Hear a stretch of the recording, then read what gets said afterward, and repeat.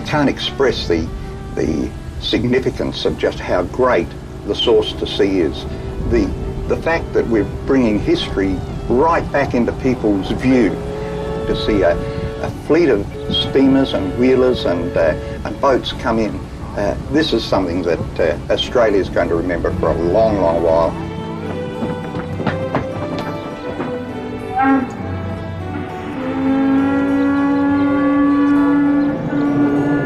Never before has such a flotilla been assembled on the Murray River. Steamers and riverboats, some more than 100 years old.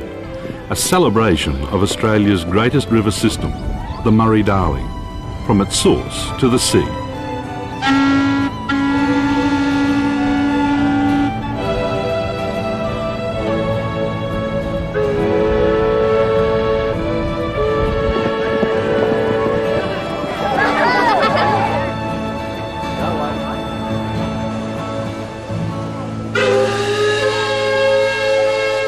You see those kids there waving and all excited, big eyes, and because many of them have never ever seen a wheeler before, and the opportunity of being able to get down there and get on a vessel and really walk on a paddle wheeler is something that those kids will just keep it in their hearts for years and years. And that's really what we want to do, retain Australian history. Okay, can I have all the river skippers move down by the boat for a photo take? This is a piece of history in the making. No one can recall this many Murray skippers being assembled before. Every boat is represented from the flotilla, heritage and leisure craft of every description. Keep moving, guys! The photograph will become as historically important as the boats themselves. Okay, Captain Alan Smith off the Oscar W. Would you come forward a couple of steps, thank you? Another two, Alan. Peter Teagle of the Kuna Amphibious. Whereabouts are you? My name's Peter Teagle. I'm skipper and owner of this vessel, the Amphibious. She's 72 tonnes at the moment, 80 feet long, 35 feet across the paddle boxes. And she's a lovely old lady built in 1875. Frank Tucker from the industry, where are you? Bryce Douglas off the Mayflower. Would you just move across a few paces, thank you? My name is Captain Bryce Douglas. I skipper the paddle wheeler Mayflower, which is the oldest paddle wheeler in South Australia and the third oldest wheeler within Australia. The Mayflower itself is just a beautiful little vessel. Rolly from the William Randall, stand up, thank you. I'm Rolly Bartlett, the skipper of the paddle steamer William Randall, which is about 5 years old.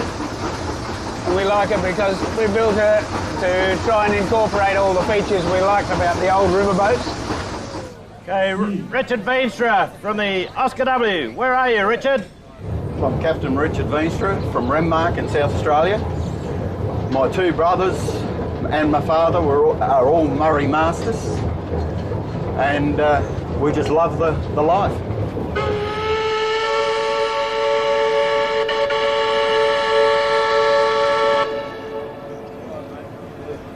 Okay, everybody ready? Want some good smiles? I'm just coming down to get in position.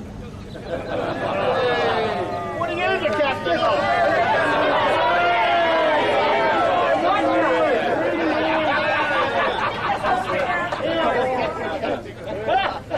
Is everybody ready? Smile now. Smile.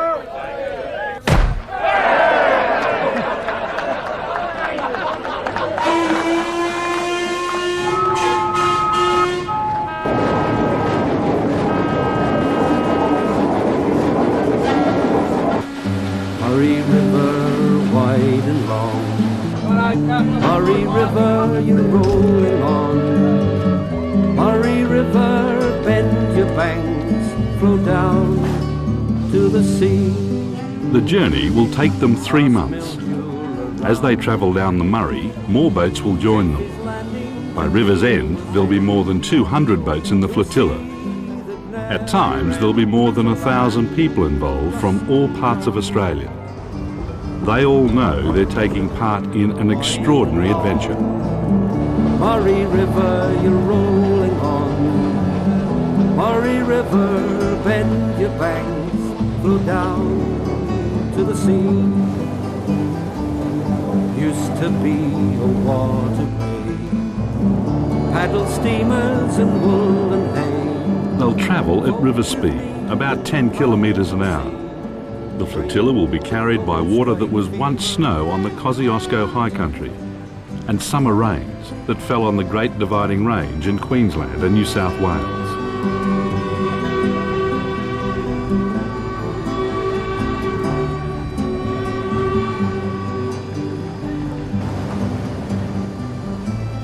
Precious little rain falls in the Murray Basin itself. It drains a sixth of Australia's landmass and is fed by 11 tributaries, including the Darling, Goulburn and Murrumbidgee river systems. The journey will take them through parched pastoral country and irrigated lands bordered by 3 states, past historic river towns, Echuca, Mildura, Morgan, Mannum, Murray Bridge, and to the Murray mouth at Goulburn, a distance of over 2,000 kilometres. These boats opened up an eighth of this continent, and as such, whether they're restored by committees, governments or private individuals, we have in this country, on this river, the largest number of old boats, in the world.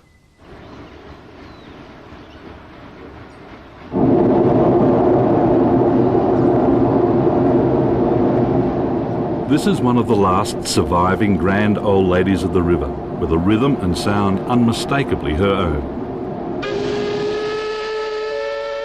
The paddle steamer Oscar W. was built in Echuca in 1908 by Charlie Wallen and named after his son Oscar. She's worked most of the inland river systems, pulling a fully laden barge, and is still called on today when there's a job to be done. The Oscar W is based at Goulburn and is maintained and operated by a dedicated group of volunteers.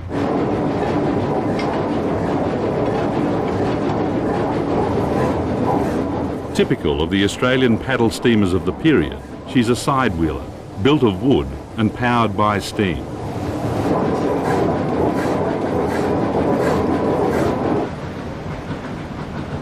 Paddle wheels on the side of the boat make it easier to negotiate the narrow, shallow twists and turns of the river. Richard Veenstra is a third-generation river skipper. The average depth of water through here is 4 to 5 feet, so you haven't got a lot to play with. We're having 3 foot of draft, and that's why I slow down through these very shallow areas, because we can, if we hit anything, we want to do it softly. When pulling a barge, the tow line's connected to a towing pole in the middle of the boat. If you tow from your stern, you've got no steerage. So you tow from the middle of your boat, the same as the tugs do in sea ships. So you can swing your stern underneath, so you've got full control. There has to be a good understanding between skipper and barge master, because the barge has no power of its own. It's a skillful and solitary job, and finding a person with the right temperament isn't always easy. I'm a volunteer on this vessel. By profession, I'm a bookbinder.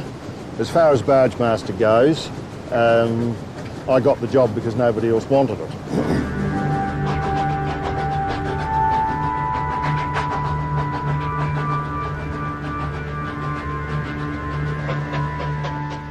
This is the little steam-driven paddle boat, the William Randall. It was built and is owned by skipper Rolly Bartlett. Well, we're trying to keep up a bit close to the Oscar W so that we don't have to concentrate as hard. She draws more water than we do, and hopefully she's not likely to run aground, so we won't have a problem. The William Randall is named after the father of the Australian river trade, William Richard Randall, who built the first paddle wheeler, the Mary Ann, at Mannum in South Australia in 1853. This scratchy lithograph is the only likeness that remains of this pioneering paddle boat.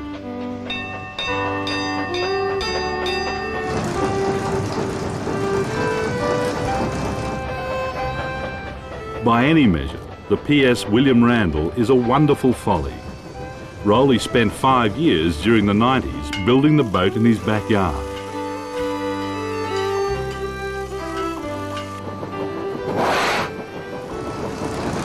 This is the piece of the river that's got all the hazards in it, because we've got a couple of shallow bits coming up. We've got Warracoo, which is notoriously shallow, and we don't want to run aground there.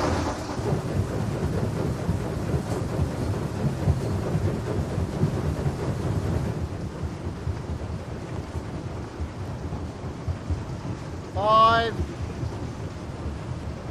About four. Four. Better go in a bit. Richard Whitfield is an old friend of Rolly's and recognises the major task he took on, building the William Go a Randall. bit closer to the willow. 5.5.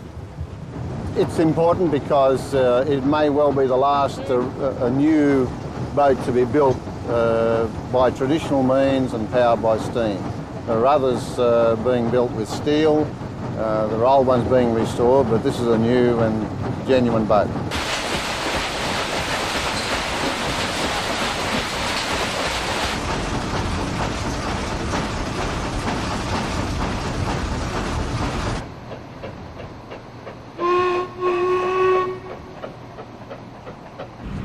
Source to the sea, source to the sea, this is Marion. Another of the old boats in the fleet is the PS Marion. There's a special feeling about her, and everyone on board loves this boat.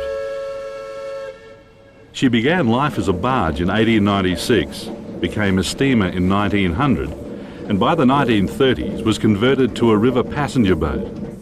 She's the only restored original wood-fired passenger steamer in the world.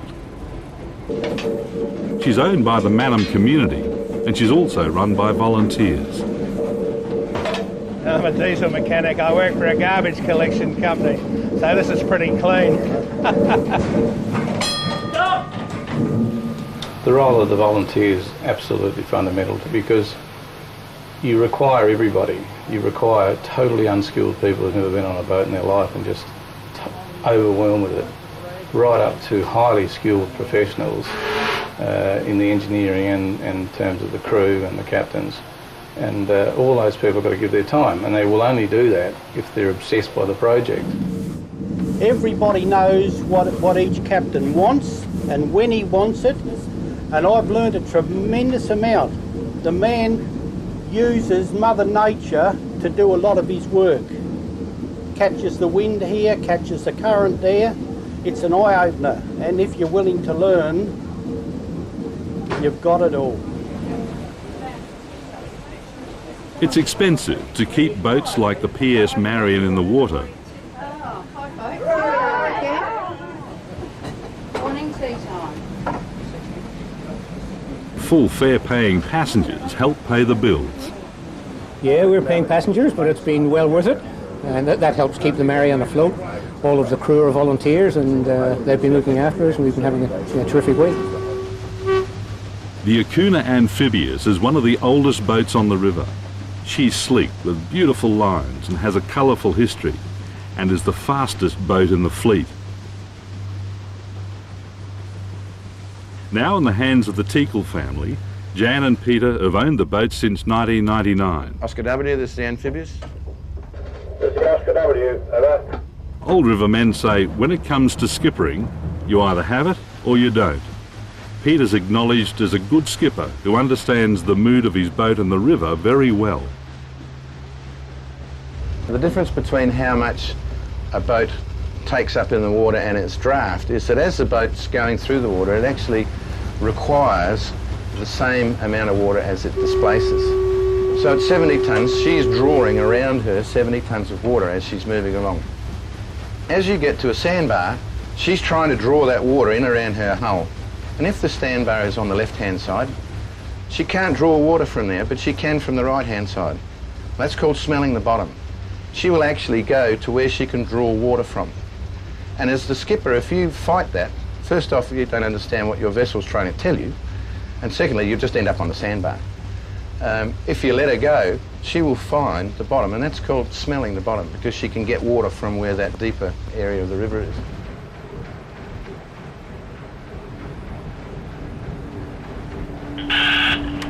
Oscar W to all boats, Oscar W to all boats. We are approaching Higgins Cutting. Please keep clear and keep the radio chatter down. Thank you.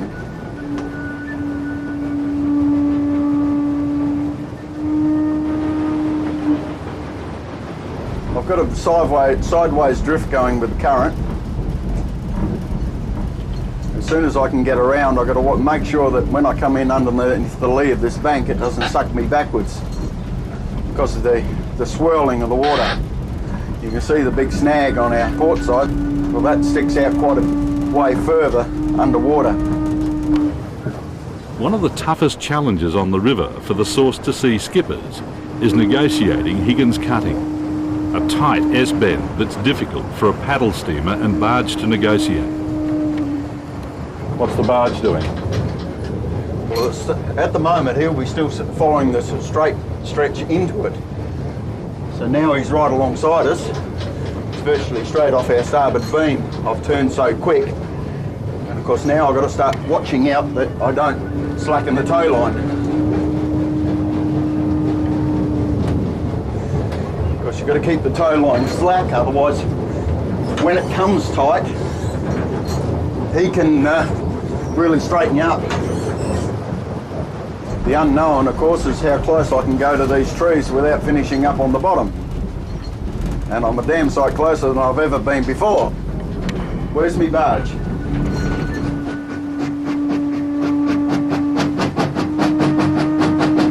All right.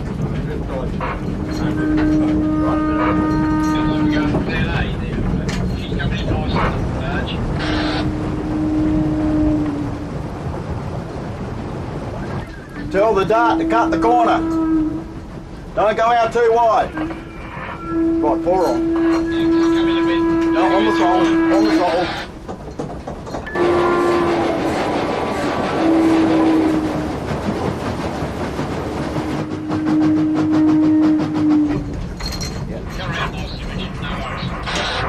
Yeah, that's enough, that's enough. We're out. We're through. I feel very happy. We're all in one piece and there's no damage. There's a light across the river and it's making me dream.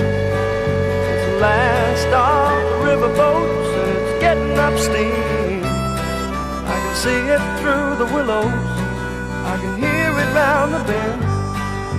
Birds fly up and they're saying it won't be back again. But the river boat knows just where the river goes. Someone throws me a line. It's the last of the riverboats going home. I dreamed I took a journey from Echuca to the lake, drinking on the promenade deck till I couldn't keep awake. I woke up with a vision from a different time, when the road was the river and the riverboat was mine. The riverboat knows just where the river goes. Someone throws me a line, and the steam whistle moans, the paddle wheel groans, the water shows me a sign. It's the last of the riverboats going home. The end of another busy and eventful day. The campsite tonight is one of the remotest sections of the river. The nearest town, Renmark, is 2 days of river time away.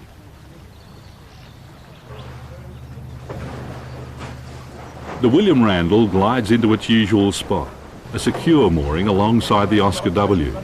There's wood for the boiler, a coffee for Skipper Rowley, and a chance to catch up on the news of the fleet. Do you know the toner's coming down? I heard they got through the lock. There's word of the Kingfisher and the Atona from Echuca trying to catch the flotilla. They've been delayed by low water. How's the boiler, mate? The Tamara Ray is stranded somewhere upstream with a broken gearbox, and tomorrow's work schedule for volunteers has to be sorted out. I'll get we'll give you a chance down on the boiler too, throw a few logs in. Oh, yeah. You like that, wouldn't you? Oh, love that. Yeah. Yep, that'd be magic.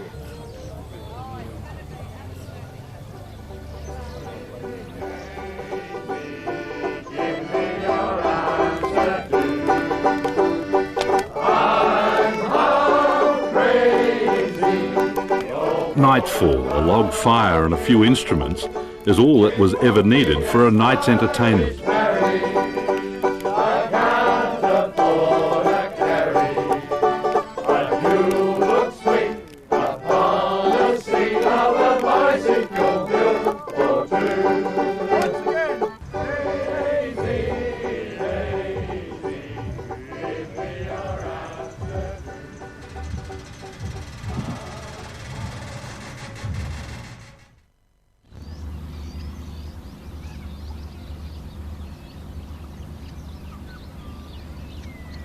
First light, the most tranquil time on the river. A good opportunity to get away from the fleet and head upriver for a bit of peace and quiet. Robert O'Callaghan has been using the river as an escape for most of his life. Every time I go away from the river in terms of living and working, I come back to the river for my pleasure. The nice thing about these kind of trips is that it does focus people on the river, and it gives all the people with the steamers and the boats, it makes you get off your bum and go and paint your boat, get it ready and fix those things you're going to fix. So it gets all these boats together, and you can see, and the spirit of this is that, you know, everybody's having a good time. They're all enjoying each other's company.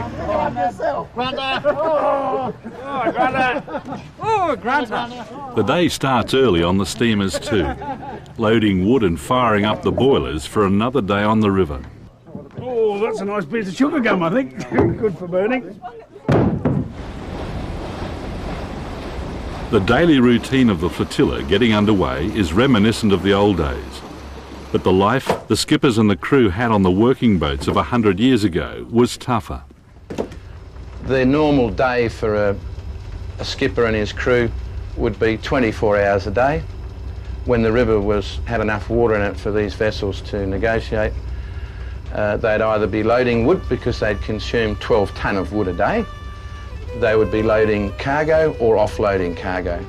Sleep was snatched on top of a wool bale whenever possible. Romance is hard under those circumstances. But then again, people who weren't on the boats, I think they created the romance.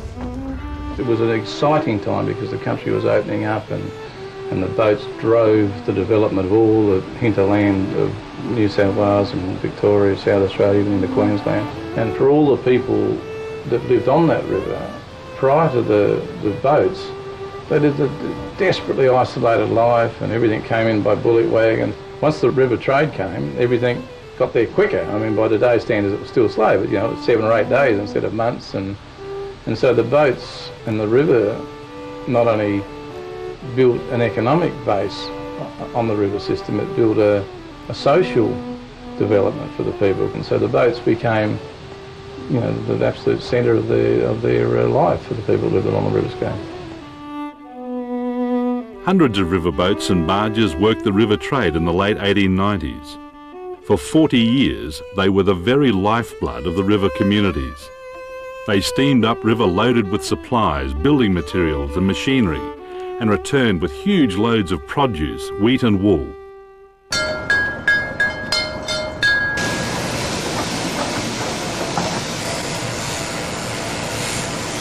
This property has been in the Robinson family for 5 generations. Chowla Station has been producing wool for well over 100 years. I guess the 1870s would have been the most exciting time for people living along the river. Having the river as the main highway was just such an advantage for the landholders. In fact, our shearing shed was built right on top of the riverbank, and the wool was just rolled out onto barges which the steamers took down to Goolwa.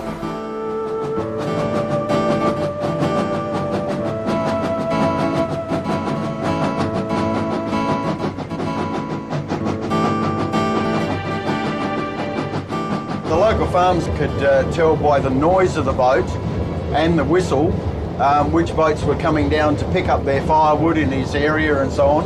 But each captain had his own signal, so they actually knew who was actually driving the boat at the time. Mine was one long and short. And a long. But not all river skippers wanted to be recognised by the sounds of their boats and their individual whistles. When times got tough and money was short, Some of dubious character would drift in on the flow, load up with wood and silently cast off without paying the woodcutter. Wigley Flat is named after a fellow by the name of Wigley who had a woodlot there, and there was lots of stories. One was that someone had taken his wood and during the night had left without paying him. So when this particular skipper of dodgy origin came back, he put a stick of gelignite inside one of the logs. And the vessel obviously proceeded down the river and came to a fate that Wigley had engineered. And it was the last time anybody would not pay Mr. Wigley.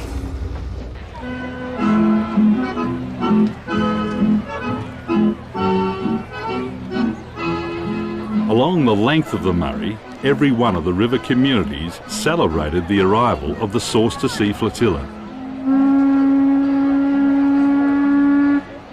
The fascination of seeing so many riverboats and old steamers for the first time draws out the crowds along the river.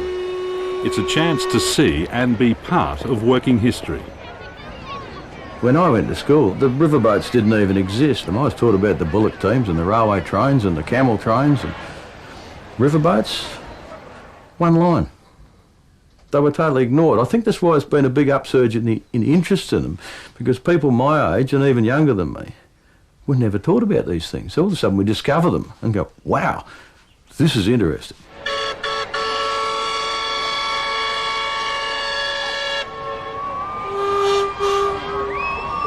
Australians have never taken to heart the Murray or her riverboats in quite the same way as the Americans do with the Mississippi. One reason would certainly be the writings of Mark Twain, who placed their river at the centre of American culture. Something that didn't happen here. For Lawson and Patterson, there was shearers and drovers and horsemen and cockies and squatters and stuff like that. Of course, the Americans had the opposite situation. One of their great writers was a man fascinated by the river. Mark Twain was obsessed by the Mississippi.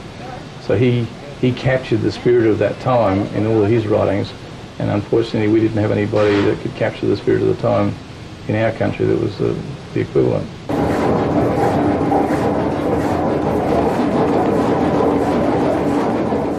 There's something special about the rhythm of a steam engine. Every one of them has their own character. And we've gone for the traditional type of engine that they had in the boats in Australia, which was a portable engine with the wheels taken off and just put into the boat. This one was used on a shearing plant at Nathalia, and it's a 1923 Ruskin Hornsby 7 horsepower.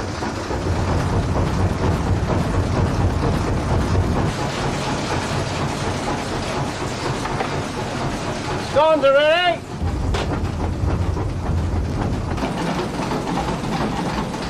On the PS William Randall, steam drives everything from the shower and heating to making the morning tea. How do you do? Very good stuff.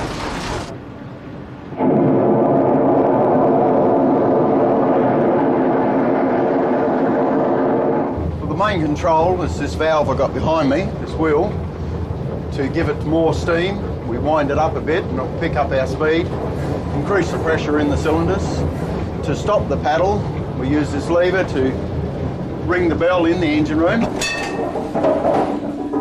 And that one bell means to stop, or if you are stopped, to go ahead, and two bells is reverse.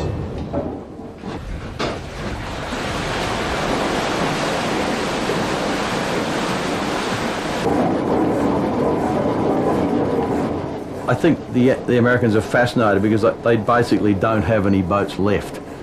Their boats are gone. They had an average lifespan of about 2.5, 3.5 years. They were built out of softwoods, they had thin boilers, they tended to catch fire, blow up, sinks, whatever. Shooting the breeze on a paddleboat steamer, shooting the breeze on a paddleboat song. Taking my ease on the candlelight dreamer, paddleboat steamer, won't you take me on board? Take me on board, take me on board, paddleboat steamer, won't you take me on board? Working my hide down the mighty Murray River, working my hide on the paddle boat song, making me sweat and it's making me quiver. Paddle boat steamer, won't you take me on board? Take me on board, take me on board. Paddle boat steamer, won't you take me on board? When you're cruising through icy cold, frosty morning and you're in this really crisp, cold desert air, and you're in this little pot of warm scented air, and it's scented by the burning wood and the warm oil, and it's a really evocative environment to be in. You just can't help but be moved by it. Even people that don't understand it, it gets to them because the smells are good smells.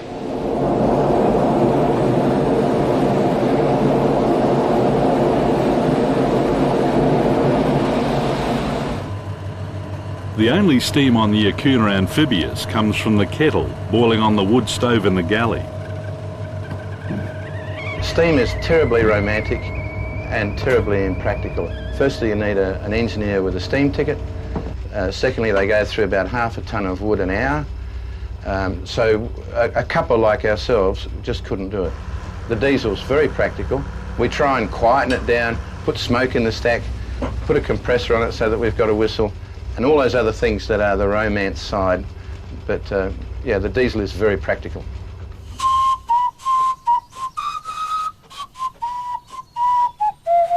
Practical it might be, but there are some things you just can't do with a diesel.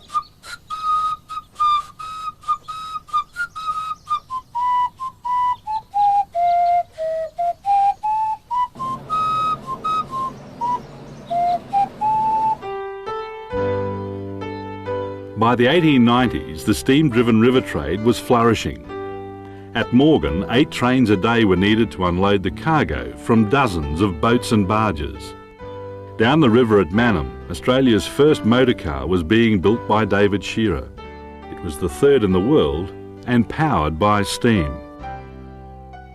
The rise of the paddle steamers was rapid, but their days were numbered.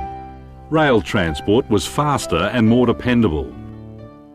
The development of oil and kerosene engines and diesel and petrol motors for trucks and cars spelt the end of the river trade. More and more boats were tied up with nothing to do. Many were abandoned and simply sank on their moorings. Nearly every old boat on the river today was at one time an abandoned wreck. This was the Amphibious in 1979, an unrecognisable hulk on the bottom of the Port River in Adelaide. Today she's getting close to being fully restored. Peter Teakle's determined to keep the Amphibious going for many more years because of a fascination with her history. She was built in 1875 in Melbourne, dragged by oxen and logs across the Yarra Bridge. She came through the mouth into the Murray River in 1876. She had 10 years doing cargo work. Turn of the century, she went out through the mouth again, became a ketch operating in the Gulfs.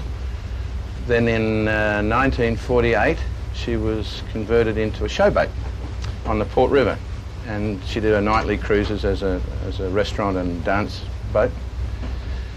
Then opposition, the Lady Chelmsford came from Sydney, and it put her out of business and she went broke. So she sank in the Port River and was derelict. Yeah, anyway, I went to the Marine Harbours and said, look, this old Amphibious, what's going on with it? And they said, oh, well, do you want to buy it? Anyway, they sold it to me for the back wharfage that was owed on it, which was $52. And that's when the money started, that's when the last time I paid it the cheapest price for her. Dick Bromhead has spent much of his life saving old riverboats. He lives on the river in this one, the Decoy. She was built in Scotland and was a grand old lady. The restoration of the Decoy is on Dick's long list of things to do. His first major rescue was the Amphibious. Yeah, what I did was, basically she used to show at every tide, and I pulled out the old gunnel posts on her and put sticks in, bought some old cheap flooring board and made a fence around her, made it sort of semi-watertight, got to lend to the Fireys on their practice day, and we pumped her out, and up she come. About 4 tonne of fish as well. Then just after that, we got a commission to do the film Gallipoli with her. So we got her operational, a lot more work to the hull, got an engine in her and put some superstructure on her, and off we went to Coffin Bay. Sounds easy, doesn't it? I can't work miracles. It's saying there's bacon around. Yeah. Careful! We should straight out of the water! We're gonna take all, mate. You know, they're making this film, and they made her like a landing barge for the film.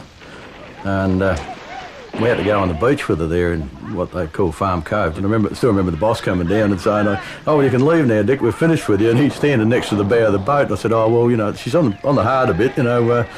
I don't think we'll get off till about midnight when the tide comes in." He said, "Oh, I've got 500 people here on the beach, we'll push you off." I said, "Oh, yeah, well, I don't think they're going to find enough places to push." But, yeah, we nearly got wrecked that night. We ended up with 4 holes in the bottom. The tide came up and the wind came with it. And, yeah, we managed to get off the beach eventually.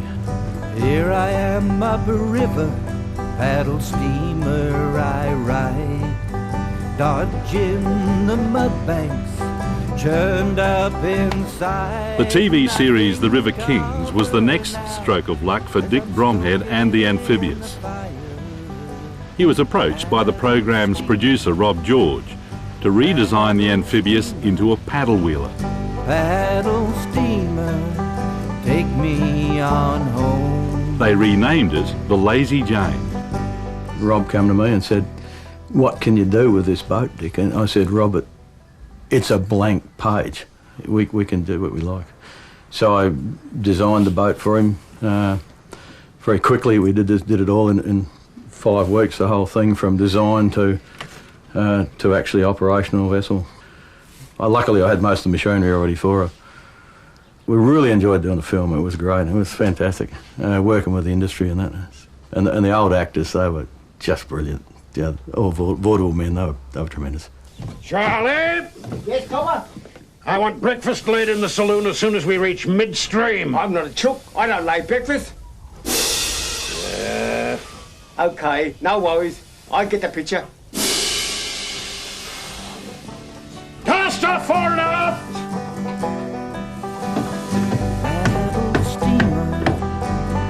Paddle steamer, paddle steamer, take me on home. And then there comes a time, you know, that you have to let go. You get to the point where the thing's beautiful, but it's getting away from you. And what Amphibious needed was a millionaire, and luckily she got one. We only just saved her. The first time we slipped her, and we've got a 4-year program, we're into year 2. First time we slipped her, we broke her keelson, and the engineer put his foot through the hull.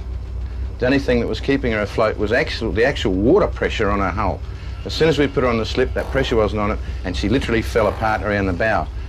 I was told by the shipwrights to treat her as a rotten egg. So the first thing was to stabilise the hull. And we've basically rebuilt the hull. It's got 2.5-inch thick river red gum timbers. They're bolted to steel frames. So we've replaced all of the timbers, the steel frames, her keelson and her chine. So really the underwater section now is as good as the day she was built, and I believe that will last her another 100 years without any trouble.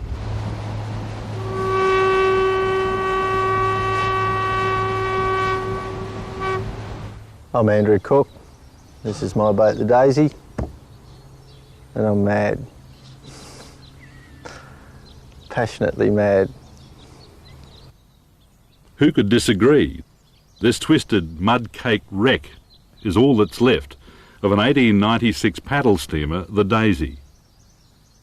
Andrew Cook is the shipwright who restored the Amphibious, and now he wants to resurrect this old steamer for himself. When you buy a wreck, you're not actually buying the nuts and bolts. You're buying the recorded history that exists, and that's what's been done here. In the early 1900s, the Daisy was used by the Edwards family as a floating shop. She sank in 1948, and had been underwater until the passionately mad Andrew Cook decided to have a go at bringing this piece of river history back to life. Looking at it as a whole, it's a big job, but big jobs are just a whole lot of little jobs, one after the other. So you just tackle one little job at a time, and eventually they all come together and the big job has been completed.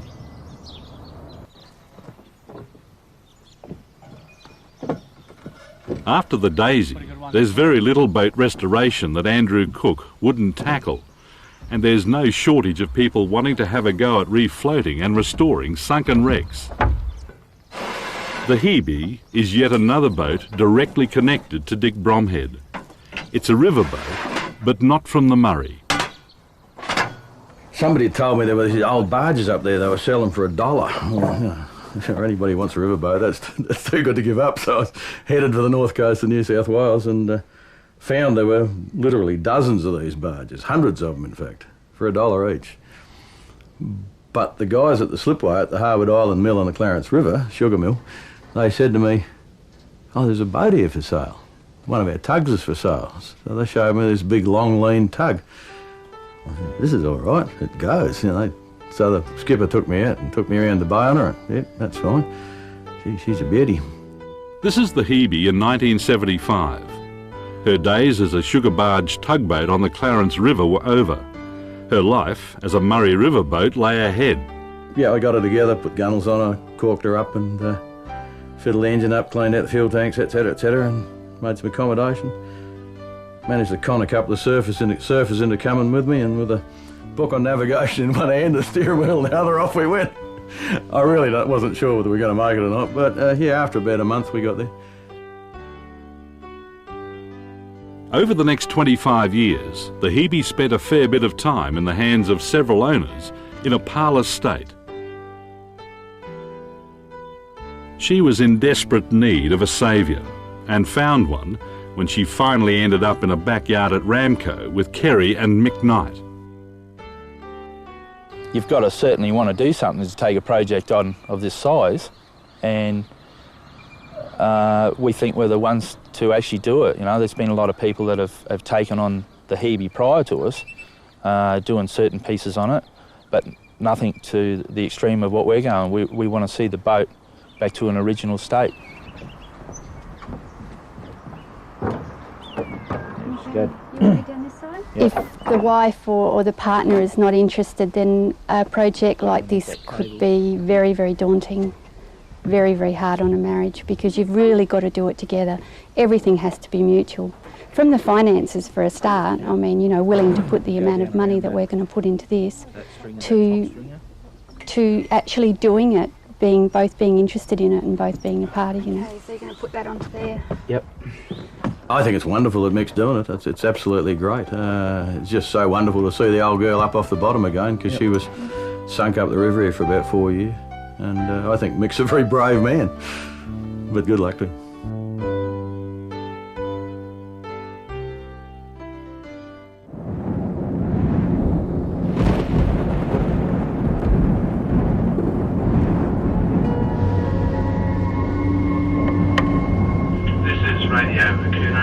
I've got a special weather forecast, which I don't normally do this time of the day. But just received it off of the net. There are warnings out that I've never seen before. If you look at the barometer, it's just dropped 25 millibars. Forecast is 45 knots from the northwest going southwest, 45 knots with hail. At its peak, the winds reached 80 knots. River skippers have always had to deal with extreme weather. Today's no different. Tie up and wait.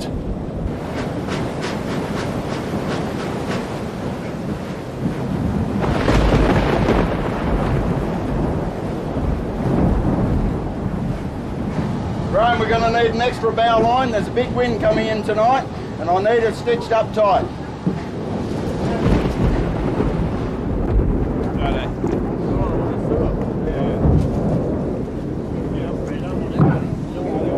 This storm is starting to come through. We had to bypass the flotilla coming through Renmark because it's just going to turn very bad.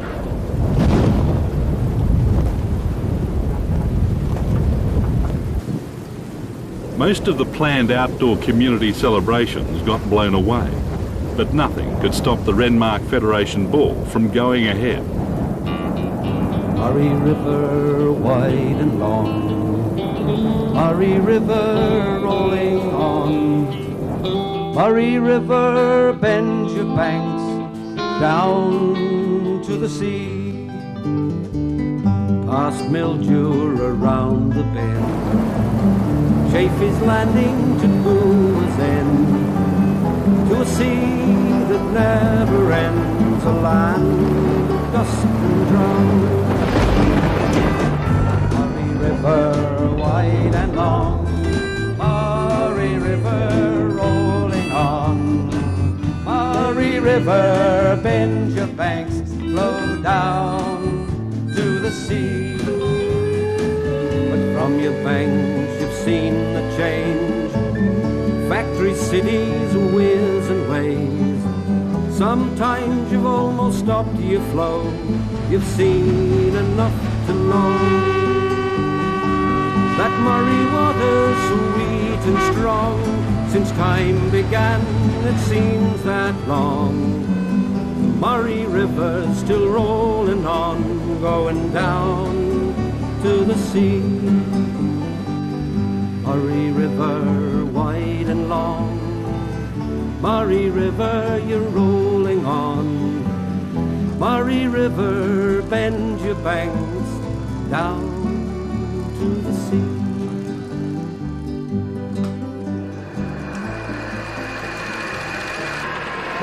Salvaging. The Robinsons at Charla Station, like all the pastoral families who live along the Murray, have learnt to live with its extremes of drought and flood. Rivershed, water halfway up to the front door. 1956 was the last time the shearing sheds and many of the homestead buildings at Charla were flooded. We went through that in the dinghy.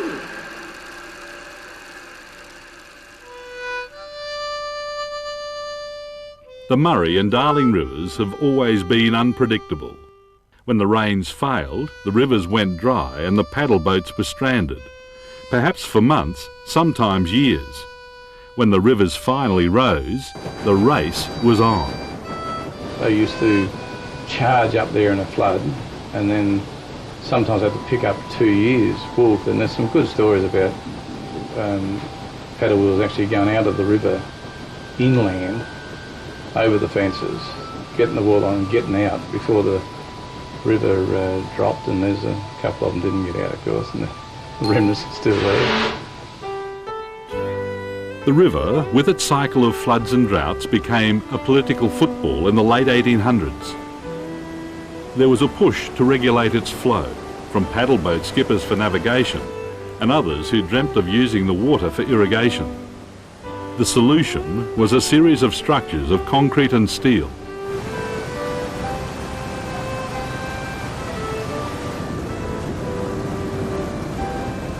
The original plan was to build 76 locks and weirs, however only 15 were built. They are impressive engineering structures, built to take several large boats at a time and raise or lower the river level up to 3 metres.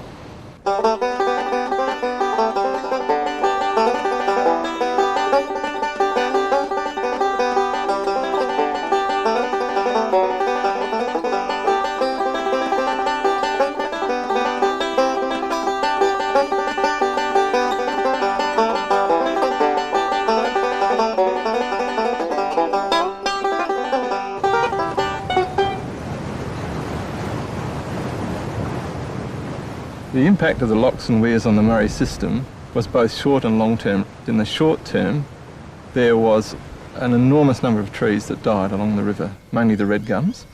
In the longer term, there was a very quick rise in the salinity of the water along the Murray. At Renmark by 1920, the levels were so high it was endangering some of the irrigation systems.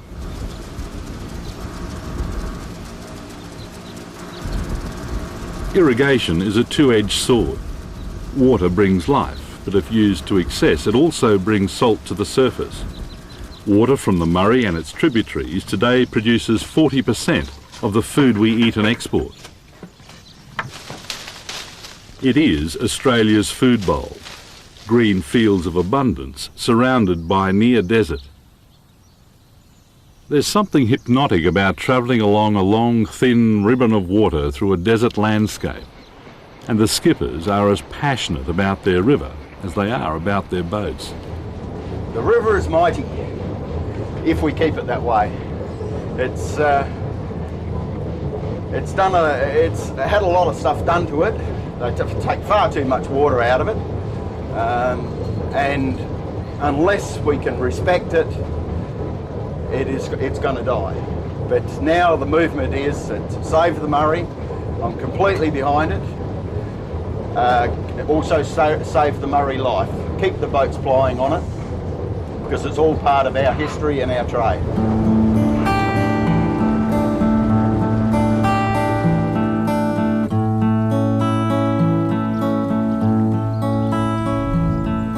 This is an image Australians have become familiar with over the past 20 years. Dead trees killed by salt, caused by clearing the land and overwatering. Native fish, like the giant Murray cod, were once plentiful, but not anymore. The old-timers say the river has changed. It's muddier than it was before, and there's a greenish tinge about it caused by algae, fed with phosphate. But things are changing. Individuals along the river are making a difference. Akuna Station is one example. This is the home of Peter and Jan Teakle, an award-winning environmental showcase with its centrepiece, the Akuna wetlands.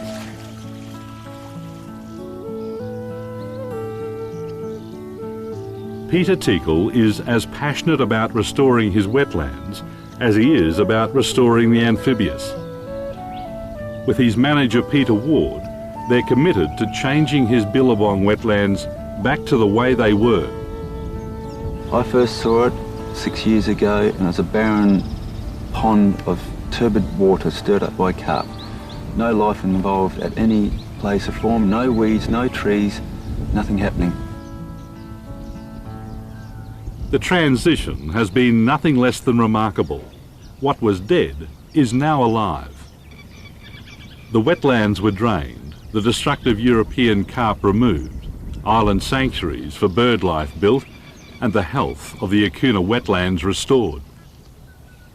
If we do our little part along the river of what we own, if every person, a property owner, did their little bit, our great river would be far better off.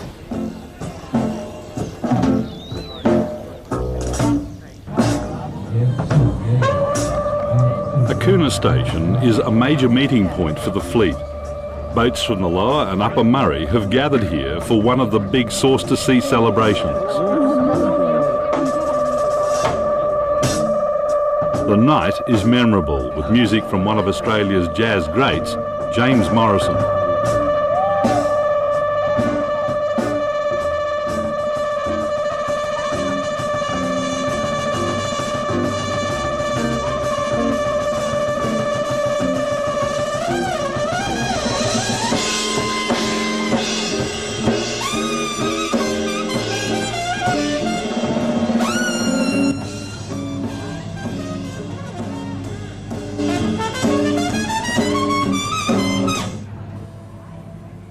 Come on, Peter, if you're going to blow that horn, do it now.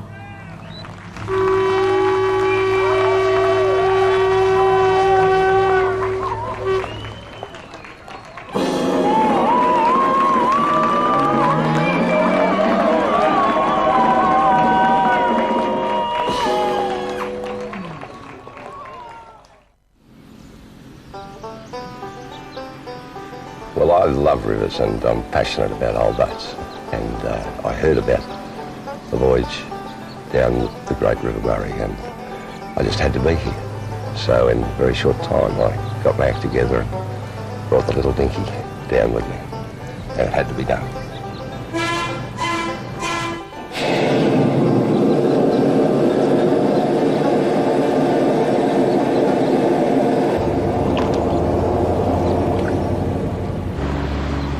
Writing poetry is something I enjoy, and sharing it with others is a special part of that. This river in no way has disappointed me. I mean, it was the key to the whole of this continent, and having visited it for the first time, I was moved to verse, and I just had to record it. Her waters hold old secrets beneath ancient banks of tortured gum. This inland sea drained the country long before white men come. She's provided for all people, though yielded to none. We've done our best to tame her, but some damage have we done. I sense she'll not be beaten as she threads her winding course, this noble River Murray, such a long way from sea to source. Give respect to her grand dimensions. Stand back and you'll find, on this voyage of a lifetime, her proud spirit will blow your mind. Murray River, wide and long, Murray River, you roll along. Murray River, bend your banks, flow down to the sea. Past Mildura around the bend.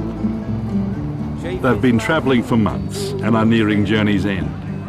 What started out for the skippers as a celebration of the history of the river has turned for them to concerns about its future.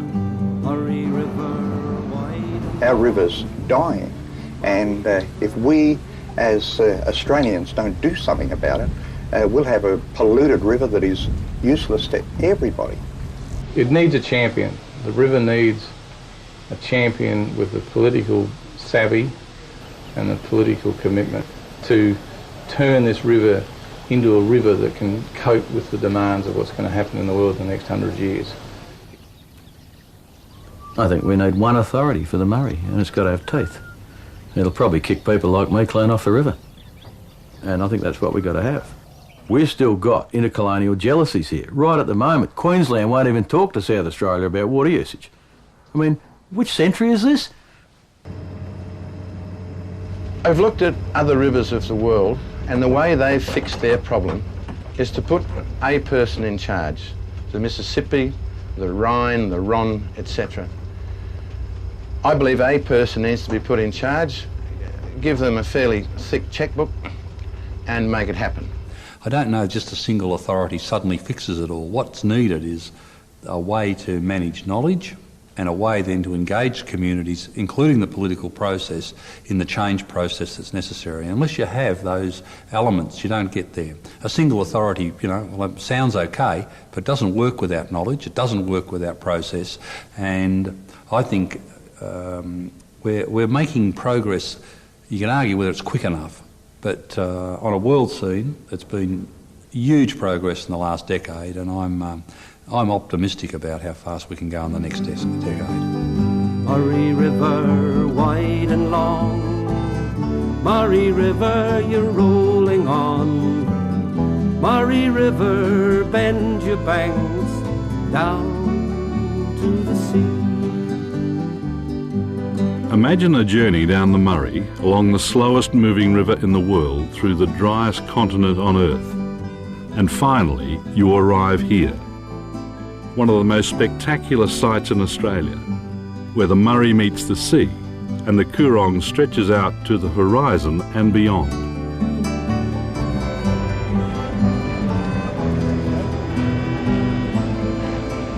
For the flotilla, this is the end of their journey. The Murray Mouth town of Goolwa is in sight. It's something that no one will ever see again in their lifetime. There must have been about 300 boats there, all coming down and doing this and doing that, tooting horn, all shapes and sizes, and steamboats and motorboats and yachts. It's absolutely magic.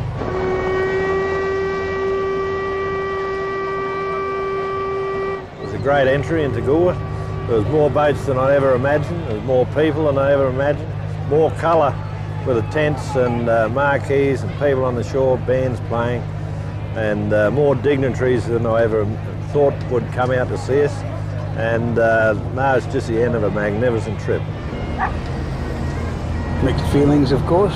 Being home, it's all over. We've done it. But delighted to have done that, but also delighted to be home and get on with the next thing. I didn't expect there'd be so many people to come out to see us. I really didn't. We've been on trips before, smaller trips, of course. And I've come back and there's 2 men and a dog waiting for us, and this has been absolutely fantastic. And believe me, I'm proud, you know. I wanted everybody in the community along the River Murray to take notice of the River Murray, and also to have a fantastic time for Federation. And 3 states, we actually achieved that, and that was my dream. It's done a lot more than what we had planned to do. Just the reaction from kids and the community, and it's the sort of reaction that you can't orchestrate. Purely emotional, soul stuff. And yeah, much better than what I anticipated. It's one of those things when you have events never again, and I've heard people saying, oh, maybe it could be a biannual event, because people were so enthusiastic about it, and it was breaking new ground. It's never been done before like this, and it worked. It worked really well. So based on that success of that, I wouldn't be surprised if there are some groups who think, I think I could do this one again. Yeah.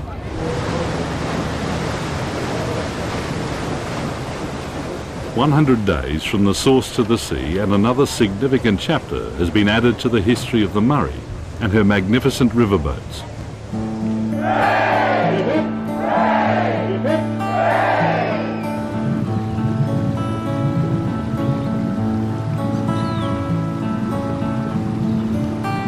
And it's a nice thing to go on the record.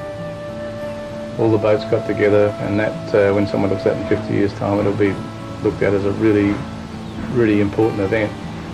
But for me, the river is about taking your best wine and your best food and your best friends and just sitting on the bank for 2 or 3 days and watching it go by.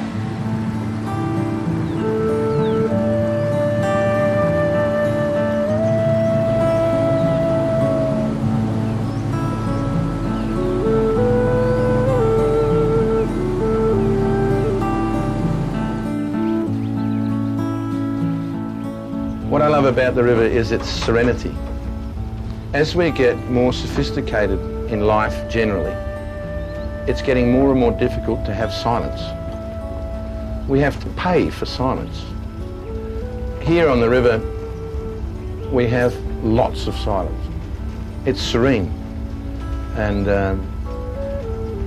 that's my biggest attraction.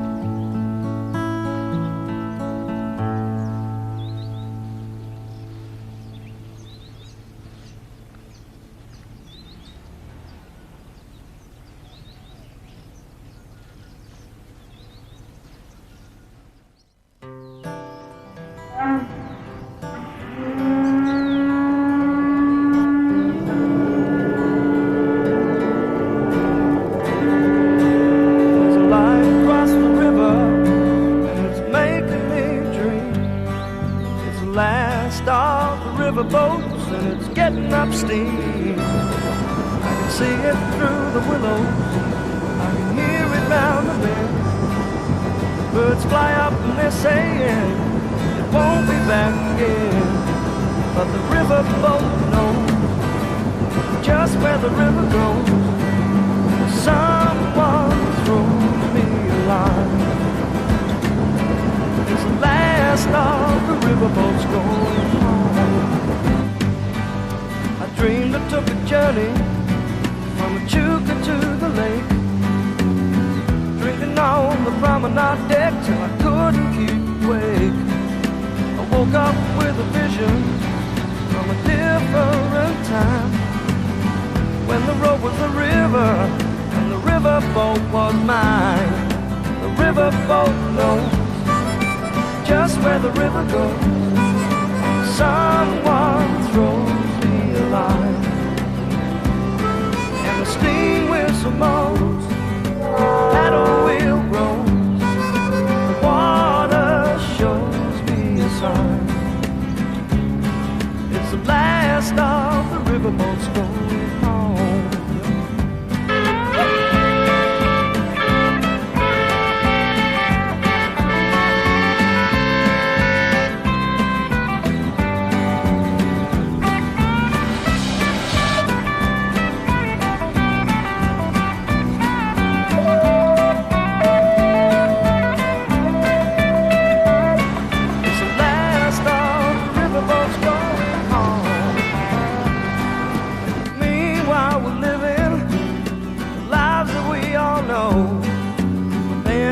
And breaking our backs, nothing left to show.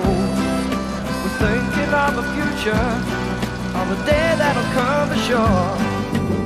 Take the riverboat and we'll fire it up once more. The riverboat knows just where the river goes.